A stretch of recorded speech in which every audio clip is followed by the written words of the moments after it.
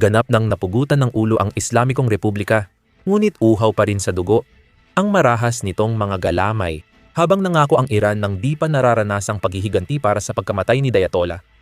Marahas na nilusob ng pro-regime na milisya ang mga embahada ng US sa Baghdad at Beirut.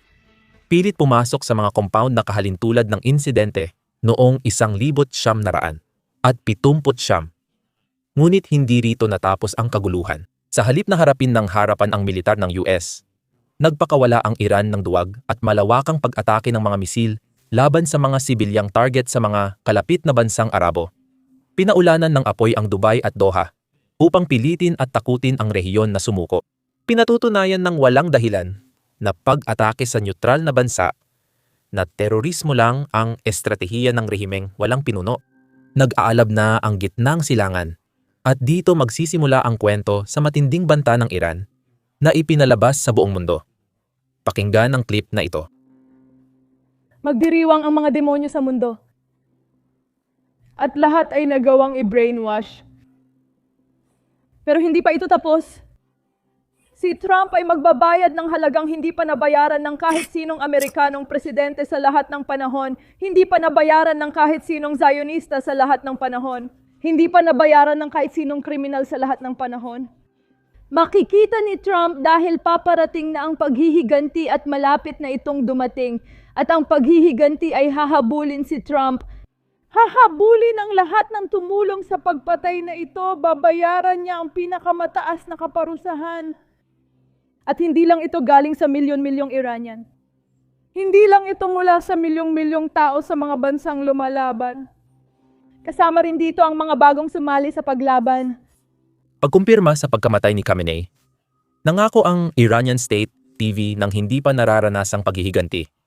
Inulit din ito ng IRGC. Magsisimula na ang pinakamapaminsalang opensibang operasyon ng sandatahang lakas ng Republikang Islam laban sa Israel at mga base ng US sa rehiyon. Tinatawag nilang Operation True Promise, ang ika-6 na alon. Nakita ni Pangulong Trump ang mga pahayag at tumugon. Sinabi niya na ngayon ay nagbanta ang Iran na mas malakas silang titira kaysa dati. Mas mabuti wag nilang gawin yon. Pero kung itutuloy nila, tatamaan sila ng lakas na di pa nakita. Heto ang nakakaintrigang bahagi. Nagsimula na ang pagganti ng Iran bago pa man i-post ni Pangulong Trump ang pahayag na ito. Pero hindi lang mga misil ang banta na meron ang Iran. Matinding presyon ang nararanasan ng mga embahada ng US sa rehiyon mula sa mga pro-Iranian na nagpoprotesta.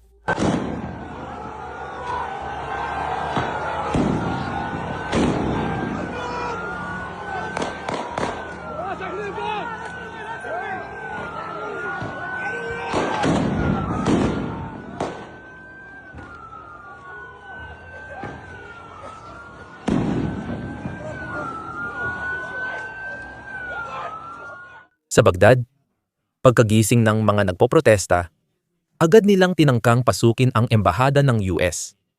Nagkaroon ng kaguluhan sa kalsada, pati sa Lebanon. Isang Lebanese militia, maaaring Hezbollah, ang umaatake sa embahada ng US gamit ang armas. Mahalagang banggitin para sa kapanatagan ng isip na nagkaroon din ng parehong protesta matapos mapatay ng Israel si Hezbollah leader Nasrallah at ang leader ng Hamas. Sa parehong pagkakataon, napakalma rin ang mga protesta at wala namang nangyaring masama sa embahada. Pero ngayon, mas mataas ang tensyon kaysa dati. Batid natin mula sa kasaysayan na may ugali ang Iran na mang-hostage ng US diplomats. Dito nagsimulang magkaroon ng kapangyarihan ang rehimen noong 1979. Buti na lang, nakita agad ito ng US kaya nailikas na ang karamihan sa mga empleyado ng embahada sa rehiyon, lalo na sa Lebanon. Bago magsimula ang operasyon, kakaunti na lang ang natirang tauhan sa mga lugar na ito. Sa Iraq, malaki ang suporta ng gobyerno sa US. May Marines sa lugar na handang protektahan ang mga empleyado ng embahada. Pero ito ay isang sitwasyon pa rin na dapat bantayang mabuti dahil natatandaan nating lahat ang nangyari noong nakaraan.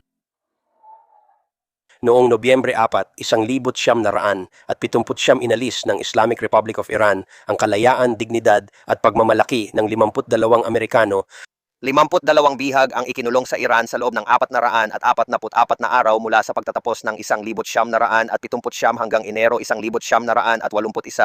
Ang aking ama na si William Q ay naging bihag sa Tehran. Dapat para sa weekend lang siya doon. At biglang nagkagulo ang lahat. Ginamit nilang panangga ang mga babaeng Iranian sa harap ng pintuan habang sinakop nila ang embahada ng Amerika. Hindi ko makakalimutan ang karapatang pantao sa ginawa nila sa mga babaeng Iranian noon na hanggang ngayon ay patuloy pa ring nangyayari. Sa basag na bintana, naaalala kong naririnig ko tuwing umaga ang trapiko, palakas tapos humuhupa, ganun pa ulit-ulit kada araw. At nakaupo ka lang doon, iniisip na nakalimutan ka na ng Diyos. Ng pamilya ko at ng bansa ko. Ang pagkakasunod-sunod na yon ang nagpanatili sa akin na buhay at nakaligtas sa mga pagsubok na yon. Pinalaya kami noong Enero 20 minuto matapos bumaba sa pwesto si Pangulong Carter.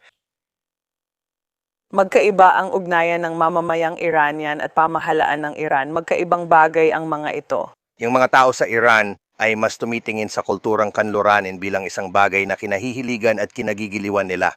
Malinaw na tutol ang rehimen sa impluensya ng kulturang kanluranin sa Iran. Ang mga mas batang henerasyon ay sumusulpot na at hindi na sila pareho ng pag-iisip. Gusto nila ng kalayaan at makalabas sa mundo. At sila ay hinihila pa atras ngayon imbes na makausad. Naniniwala akong maraming Iranian ay gusto ng mas mabuting kalagayan kaysa sa ngayon. Kaya gaya ng sinasabi nila sa Iran, inshallah sa kagustuhan ng Diyos, maaring mangyari iyon. Ngayon, pag-usapan natin ang aktwal na pagganting militar ng Iran dahil ayaw ng Iran ipaintindi sa inyo ang totoong kwento ng mga numero tuwing may usapan ng pag-atake militar. Madalas i-restrict ng YouTube ang ating mga video, kaya hindi ninyo ito nakikita sa homepage. Kaya kung pinapanood ninyo ang video, pakipindot na lang ang subscribe button sa ibaba. Malaking tulong ito sa amin sa algorithm at makakatulong din sa inyo para mapanood ang mga susunod naming video. Ngayon, tingnan natin ang mga numero. Kinumpirma ng media ng Iran na naglunsad sila ng missile at drone sa Qatar, Bahrain, Israel, Kuwait at UAE. Mahalaga yung huli dahil ang UAE ang mas matindi ang tinatamaan kumpara sa iba sa listahang ito. Pero hindi nila tinamaan ang Iran. Hindi naman sila nag-host ng eroplano na pumatay kay Khamenei. Pero sila pa rin ang tinatamaan na parang pangunahing kalaban. Sa unang 24 na oras, nagpakawala ang Iran ng 100 at 40 missiles at 200 drones sa UAE, 66 na missiles sa Qatar, 45 missiles at 9 na drones sa Bahrain, at humigit kumulang 100 at 30 missiles sa Israel. Isipin mo, parang pinarusahan ang UAE na sila patuloy ang pumatay kay Khamenei. Israel talaga ang gumawa noon, pero mas kakaunti pa ang missiles na natatanggap nila. Hindi ito patas na paghihiganti, kundi puro kaguluhan lang. Kaya ang tanong, bakit ganito kabigat ang ginagawa ng Iran sa mga bansang ito? Kahapon, lumabas ang Iranian Foreign Minister sa American TV para magpaliwanag. Pero hindi makatuwiran ang sinabi niya. Pakinggan mo na lang. Sa totoo lang, pinamamahalaan ito. Hinahawakan namin ang sitwasyon. At nakikipag-ugnayan ako, alam mo, sa mga kasamahan ko sa Persian Gulf. At ipinaliwanag ko sa kanila na, alam mo, wala kaming intensyon na atakihin sila, pero inaatake namin ang mga base ng Amerikano bilang pagtatanggol sa sarili. Hindi kami pwedeng manood lang habang inaatake kami at hindi tumugon kahit nasa bansang kaibigan ang mga base nila.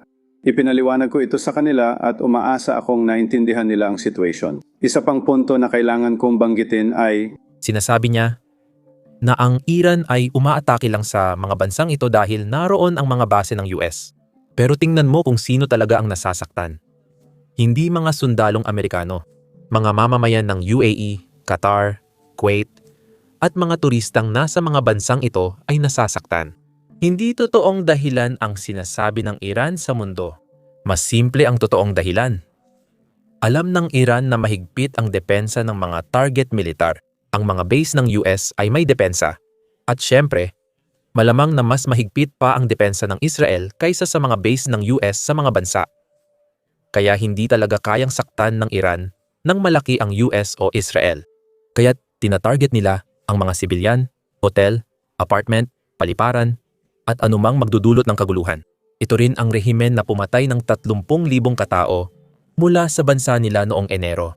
Wala silang problema pumatay ng dayuhang sibilyan, lalo na kung iniisip nilang para sa kaligtasan nila ito. Ngayon, ipapakita ko sa inyo ang totoong nangyayari sa UAE, lalo na sa Dubai, dahil talagang nakakasira ito.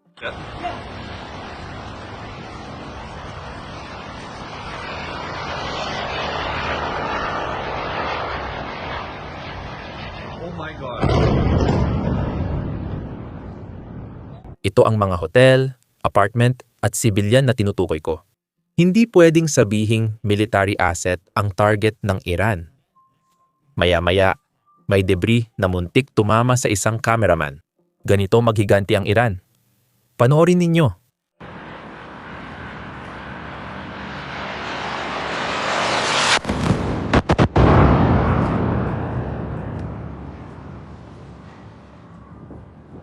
Ngayon, wala pa tayong eksaktong bilang, pero sa UAE pa lang, 2 ng tao na ang nasugatan o namatay sa unang 24 na oras. 2 ng inosenteng tao ang nadamay sa digmaan.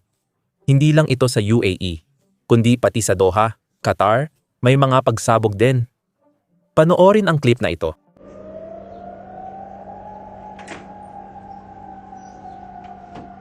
Hindi lang ito tungkol sa pisikal na pinsala. Tina-target din ng Iran ang ekonomiya ng Dubai at Doha at nagtatagumpay sila. Ang aviation ay 27% ng GDP ng Dubai at 18% ng buong ekonomiya ng UAE. Sa katunayan, ang Dubai International Airport ang pinakaabalang paliparan sa buong mundo. Nagdadala ito ng halos $4 na bilyong na direktang kita sa gobyerno. Isinara na ang paliparang iyon ng higit isang araw.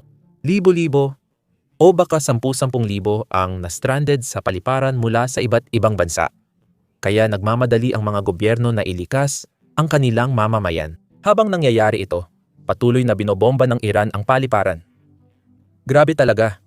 Heto ang video ng paliparan habang tinatamaan at may mga taong makikita. Panoorin mo.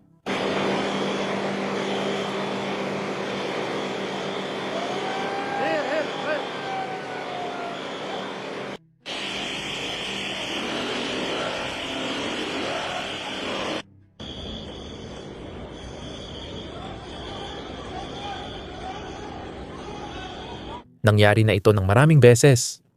Hindi ito aksidente, kundi isang estratehiya. Purong kaguluhan. Sinisikap ng Iran gawing panrehiyon ang digmaan. Gusto talaga nilang palawakin ito para masangkot ang mas marami pang mga bansa na sa pananaw ng Iran ay mga kaalyado ng US. Gustong i-pressure ng Iran ang mga kaalyado ng US sa pamamagitan ng pag-atake sa mga base ng Amerika at negosyo ng Amerika.